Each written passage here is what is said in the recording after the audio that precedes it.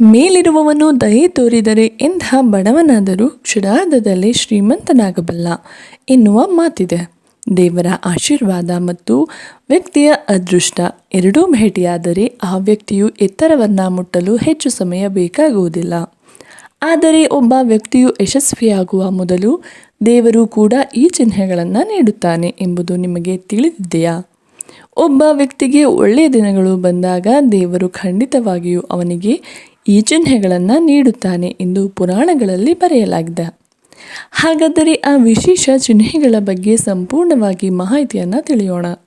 ಅದಕ್ಕೂ ಮೊದಲು ಕಾಮೆಂಟ್ ಬಾಕ್ಸ್ನಲ್ಲಿ ಓಂ ಶ್ರೀ ಲಕ್ಷ್ಮೀ ನಾರಾಯಣಾಯ ನಮಃ ಎಂದು ಕಾಮೆಂಟ್ ಮಾಡೋದನ್ನು ಮರಿಬೇಡಿ. ಆ ಲಕ್ಷ್ಮೀ ದೇವಿ ಎಲ್ಲರಿಗೂ ಒಳ್ಳೆಯದನ್ನು ಮಾಡಲಿ.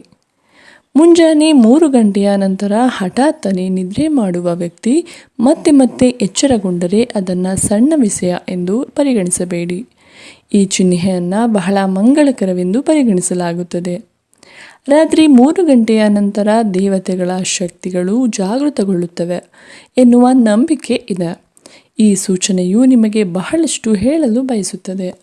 ಅಂತಹ ಪರಿಸ್ಥಿತಿಯಲ್ಲಿ 3 ಗಂಟೆಯ ನಂತರ ಮತ್ತೆ ಮತ್ತೆ ಏಳುವುದು ಯಶಸ್ಸಿನ ಸಂಕೇತವಾಗಿದೆ. ಅದೇ ಸಮಯದಲ್ಲಿ ರಾತ್ರಿ 3 ಗಂಟೆಯ ನಂತರ ದೇವತೆಗಳಿಂದ ಪಡೆದುಕೊಂಡ ವರವು ಎಂದಿಗೂ ಖಾಲಿಯಾಗುವುದಿಲ್ಲ. ದೇವರು ಖಂಡಿತವಾಗಿಯೂ ನಿಮ್ಮ ಪ್ರಾರ್ಥನೆಯನ್ನು ಕೇಳುತ್ತಾನೆ. ಆದ್ದರಿಂದ 3 ಗಂಟೆಯ ಸಮಯದಲ್ಲಿ ದೇವರ ಪ್ರಾರ್ಥನೆಯನ್ನು ಮಾಡಬೇಕು. ಈ ಸಮಯದಲ್ಲಿ ನೀವು ದೇವರ ಬಳಿ ಯಾವುದೇ ವರವನ್ನು ಬೇಡಿದರೂ ಅದು ಫಲಿಸುತ್ತದೆ ಎಂಬುದು ಪುರಾಣಗಳಲ್ಲಿನ ನಂಬಿಕೆ. ಸಾಮಾನ್ಯವಾಗಿ ಈ ಸಮಸ್ಯೆ ಕಾಣಿಸಿಕೊಂಡಾಗಲೆಲ್ಲ ಭಯ ಬೀಳುವ ಸಾಧ್ಯತೆ ಹೆಚ್ಚಿರುತ್ತದೆ. ಇದಕ್ಕೆ ನೀವು ಭಯ ಬೀಳದೆ ದೇವರ ಆರಾಧನೆಯಲ್ಲಿ ಆ ಸಮಯವನ್ನು ಕಳೆಯಿರಿ. ನಿಮ್ಮ ಕನಸಿನಲ್ಲಿ ನೀವು ಎತ್ತರದ ಪರ್ವತಗಳನ್ನು ಪದೇ ಪದೇ ನೋಡುತ್ತಿದ್ದರೆ ಮತ್ತು ಪರ್ವತದಿಂದ ಹರಿಯುವ ಜಲಪಾತವನ್ನು ನೋಡಿದರೆ ಮತ್ತು ನೀವು ಆ ಜಲಪಾತದ ನೀರನ್ನು ಕುಡಿಯುತ್ತಿರುವಂತೆ ದೃಶ್ಯ ಕಾಣಿಸಿಕೊಂಡರೆ ಇದರ ಅರ್ಥ ನೀವು ಖಂಡಿತವಾಗಿಯೂ ಜೀವನದಲ್ಲಿ ಯಶಸ್ಸನ್ನು ಪಡೆಯುತ್ತೀರಿ ಎಂಬುದಾಗಿದೆ. ಇದು ನಿಮ್ಮ ಎಲ್ಲ ಕೆಲಸಗಳಲ್ಲೂ ಯಶಸ್ಸು ಪಡೆಯುವುದನ್ನು ಸೂಚಿಸುತ್ತದೆ. ನಿಮ್ಮ ಅರ್ಧಕ್ಕೆ ನಿಂತು ಹೋದ ಎಲ್ಲ ಕೆಲಸಗಳು ಮತ್ತೆ ಆರಂಭವಾಗುತ್ತಿವೆ ಎನ್ನುವುದನ್ನು ಇದು ಹೇಳುತ್ತದೆ. ಈ ಕನಸು ನಿಮಗೂ ಹಾಗೂ ನಿಮ್ಮ ಜೀವನಕ್ಕೂ ಅತ್ಯಂತ ಮಂಗಳಕರ ಕನಸಾಗಿದೆ. ಧರ್ಮಗ್ರಂಥಗಳ ಪ್ರಕಾರ ನಿಮ್ಮ ಕನಸಿನಲ್ಲಿ ದೇವರುಗಳು ಮತ್ತು ದೇವತೆಗಳು ಕಾಣಿಸಿಕೊಂಡರೆ ಅದು ತುಂಬ ಮಂಗಳಕರವೆಂದು ಪರಿಗಣಿಸಲಾಗುತ್ತದೆ. ಕನಸಿನಲ್ಲಿ ದೇವರು ಮತ್ತು ದೇವತೆಗಳು ಬರುವುದು ಆ ವ್ಯಕ್ತಿಗೆ ಅತ್ಯಂತ ಪ್ರಯೋಜನಕಾರಿ ಎನ್ನುವ ನಂಬಿಕೆ ಇದೆ. ಕನಸಿನಲ್ಲಿ ದೇವರು ಮತ್ತು ದೇವತೆಗಳನ್ನು ನೋಡುವುದು ಪವಿತ್ರ ವ್ಯಕ್ತಿಯ ಸಂಕೇತವಾಗಿದೆ. ಅಂತಹ ವ್ಯಕ್ತಿಯು ಚಿಟಿಕೆಯಲ್ಲಿ ಯಶಸ್ಸನ್ನು ಪಡೆಯುತ್ತಾನೆ. ಆದರೆ ಒಂದು ವೇಳೆ ನಿಮಗೆ ಈ ಕನಸು ಬಿದ್ದರೆ ಅದನ್ನು ಯಾರೊಂದಿಗೂ ಹಂಚಿಕೊಳ್ಳಲು ಹೋಗದಿರಿ. ಇದರಿಂದ ನೀವು ಕಂಡ ಕನಸಿನ ಫಲ ಪಡೆಯದೇ ಇರಬಹುದು ಅಥವಾ ನಿಮಗೆ ದೊರೆಯಬೇಕಾದ ಫಲ ನೀವು ಕನಸನ್ನು ಹಂಚಿಕೊಂಡವರಿಗೆ ಸಿಗಬಹುದು. ಕನಸಿನಲ್ಲಿ ಹಳದಿ ಅಥವಾ ಕೆಂಪು ಹೂವುಗಳನ್ನು ನೋಡುವುದು ಸಂಪತ್ತು ಪ್ರಾಪ್ತಿಯ ಸಂಕೇತವೆಂದು ಪರಿಗಣಿಸಲಾಗುತ್ತದೆ. ಕನಸಿನಲ್ಲಿ ದೇವಾಲಯವನ್ನು ನೋಡುವುದು ಸಹ ಮಂಗಳಕರವೆಂದು ಪರಿಗಣಿಸಲಾಗುತ್ತದೆ. ಇದು ಸಂಪತ್ತು ಮತ್ತು ಆಧ್ಯಾತ್ಮಿಕ ಪ್ರಗತಿಯ ಸಂಕೇತವಾಗಿದೆ. ಕನಸಿನಲ್ಲಿ ಕೆಂಪು ಸೀರೆಯುಟ್ಟ ಮಹಿಳೆಯನ್ನು ನೋಡುವುದು ಸಹ ಲಕ್ಷ್ಮೀ ದೇವಿಯ ಸಂಕೇತವೆಂದು ಹೇಳಲಾಗುತ್ತದೆ. ಎತ್ತರದ ಸ್ಥಳವನ್ನು ಏರುತ್ತಿರುವಂತೆ ಕನಸು ಬಿದ್ದರೆ ಅದು ಪ್ರಗತಿಯ ಮತ್ತು ಯಶಸ್ಸಿನ ಸಂಕೇತವಾಗಿರುತ್ತದೆ. ಮನೆಯಲ್ಲಿ ಒಂದೇ ಸ್ಥಳದಲ್ಲಿ 3 ಹಲ್ಲಿಗಳನ್ನು ನೋಡುವುದು ಕೂಡ ಲಕ್ಷ್ಮೀ ದೇವಿಯ ಆಗಮನದ ಸಂಕೇತವೆಂದು ಪರಿಗಣಿಸಲಾಗುತ್ತದೆ. ನಿಮ್ಮ ಬಲ ಅಂಗೈ ನಿರಂತರವಾಗಿ ತುರಿಸುತ್ತಿದ್ದರೆ ಅದನ್ನು ಕೂಡ ಸಂಪತ್ತಿನ ಆಗಮನದ ಸೂಚಕವಾಗಿದೆ. ವಾಸ್ತು ಪ್ರಕಾರ ಒಂದು ವೇಳೆ ನಿಮ್ಮ ಮನೆಯ ಅಂಗಳದಲ್ಲಿ ಅಥವಾ ನಿಮ್ಮ ಬಾಲ್ಕನಿಯಲ್ಲಿ ಯಾವುದಾದರೂ ಪಕ್ಷಿ ಗೂಡನ್ನು ಕಟ್ಟುತ್ತಿದೆ ಅಥವಾ ಕಟ್ಟಿದೆ ಅಂತ ಅಂದರೆ ಅದು ಶುಭ ಸಂಕೇತ ಎಂಬುದಾಗಿದೆ. ಮನೆಯ ಬಾಲ್ಕನಿಯಲ್ಲಿ ಅಥವಾ ಅಂಗಳದಲ್ಲಿ ಪಕ್ಷಿ ಗೂಡು ಇದ್ದರೆ ಅದನ್ನು ಮಂಗಳಕರವೆಂದು ಪರಿಗಣಿಸಲಾಗುತ್ತದೆ. ಇದರ ಅರ್ಥ ಅತಿ ಶೀಘ್ರದಲ್ಲಿ ನಿಮ್ಮ ಜೀವನದಲ್ಲಿ ಯಾವುದೋ ಒಂದು ದೊಡ್ಡ ಗುಡ್ ನ್ಯೂಸ್ ಕೇಳಿ ಬರಲಿದೆ ಎನ್ನುವುದಾಗಿದೆ. ಹೀಗಾಗಿ ಯಾವುದೇ ಕಾರಣಕ್ಕೂ ಕೂಡ ಬಾಲ್ಕನಿಯಲ್ಲಿ ಹಕ್ಕಿಗಳು ಗೂಡನ್ನು ಕಟ್ಟಿದರೆ ಅಥವಾ ಕಟ್ಟುತ್ತಾ ಇದ್ದರೆ ಅದನ್ನು ತೆಗೆಯುವುದಕ್ಕೆ ಹೋಗಬೇಡಿ. ಈ ಶುಭ ಸುದ್ದಿಯನ್ನು ಕಾಪಾಡಿಕೊಂಡು ಹೋಗುವುದು ಕೂಡ ನಿಮ್ಮ ಕರ್ತವ್ಯವಾಗಿರುತ್ತದೆ. ಇನ್ನು ನಿಮ್ಮ ಮನೆಯ ಎಲ್ಲಾದರೂ ಕಪ್ಪು ಇರುವೆಗಳ ಗುಂಪು ಹೋಗುತ್ತಾ ಇರುವುದು ಕಂಡು ಬರ್ತಾ ಇದ್ದರೆ ಅದು ಕೂಡ ಶುಭ ಸಮಯದ ಮುನ್ಸೂಚನೆಯಾಗಿದೆ. ಮನೆಯಲ್ಲಿ ಕಪ್ಪು ಇರುವೆಗಳ ಗುಂಪನ್ನು ನೋಡುವುದು ಸಂಪತ್ತು ಗಳಿಸುವ ಮಂಗಳಕರ ಸಂಕೇತವೆಂದು ಪರಿಗಣಿಸಲಾಗುತ್ತದೆ. ಇದರ ಒಳಾರ್ಥ ಏನು ಅಂತ ಅಂದರೆ, ಸಂಪತ್ತಿನ ಅಧಿದೇವತೆ ಆಗಿರುವಂತಹ ಲಕ್ಷ್ಮಿಯ ಕೃಪಾ ಕಟಾಕ್ಷ ನಿಮ್ಮ ಮೇಲೆ ಬೀರುತ್ತಿದೆ ಎಂಬುದು ಇದರ ಅರ್ಥ. ನಿಮ್ಮ ಜೀವನದಲ್ಲಿ ಸಂಪತ್ತು, ಸಮೃದ್ಧಿ ಮತ್ತು ಸುಖದ ವಿಚಾರದಲ್ಲಿ ಯಾವುದೇ ರೀತಿಯ ಕೊರತೆ ಕಂಡುಬರುವುದಿಲ್ಲ ಎನ್ನುವುದನ್ನು ಇದು ಪ್ರತಿನಿಧಿಸುತ್ತದೆ.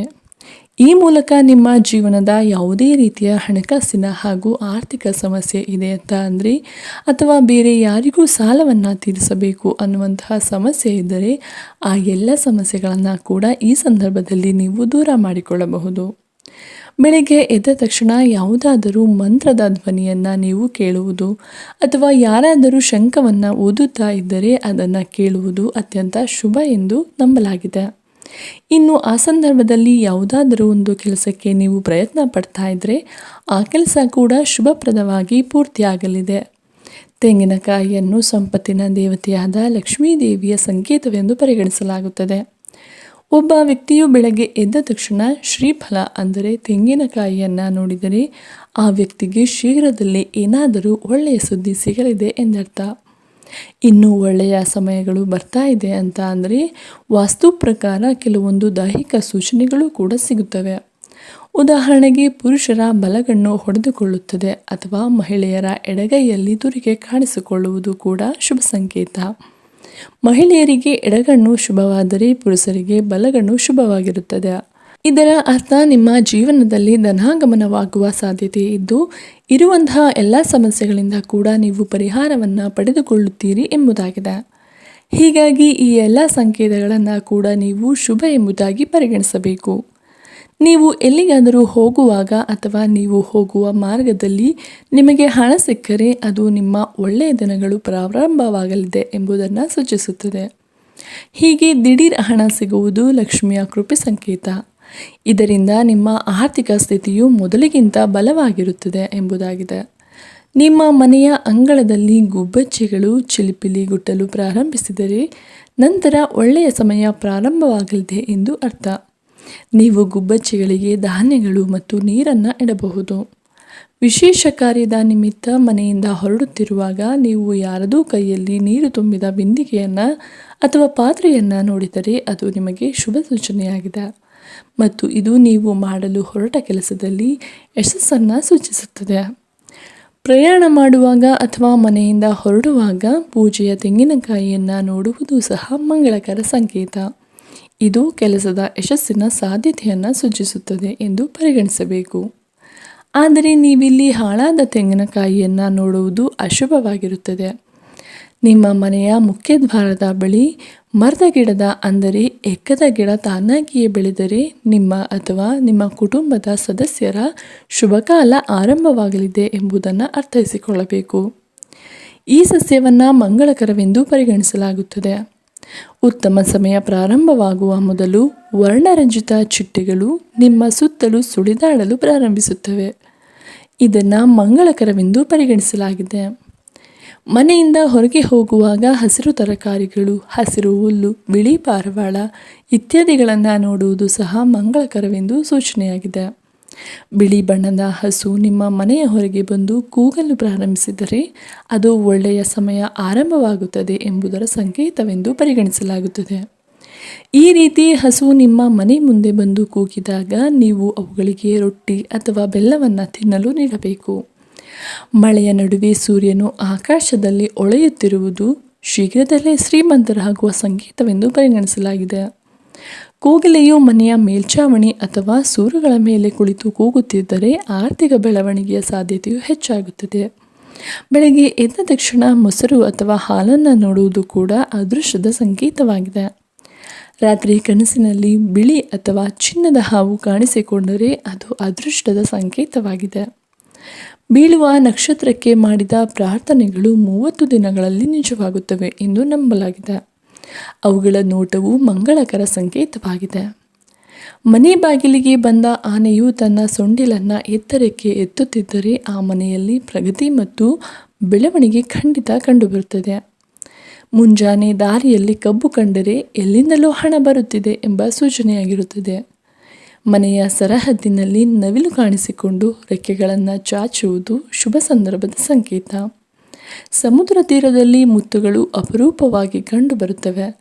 ಇದು ನಿಮಗೆ ಸಂಭವಿಸಿದರೆ ನಿಮ್ಮ ಅದೃಷ್ಟವು ಬೆಳಗಲಿದೆ ಎಂದು ಅರ್ಥ ಮಾಡಿಕೊಳ್ಳಿ. ಆ ಲಕ್ಷ್ಮೀ ದೇವಿಯ ಆಶೀರ್ವಾದ ಸದಾ ನಿಮ್ಮ ಮೇಲಿರಲಿ. ಸ್ನೇಹಿತರೆ, ಈ ಮಾಹಿತಿ ನಿಮಗೆ ಇಷ್ಟವಾಗಿದ್ದರೆ ದಯವಿಟ್ಟು ನಮ್ಮ ವಿಡಿಯೋಗೆ ಲೈಕ್ ಮಾಡಿ ಹಾಗೆ ಶೇರ್ ಮಾಡಿ. ಕಾಮೆಂಟ್ ಬಾಕ್ಸ್ನಲ್ಲಿ ಓಂ ನಮೋ ಲಕ್ಷ್ಮೀ ನಾರಾಯಣಾಯ ಎಂದು ಕಾಮೆಂಟ್ ಮಾಡಿ.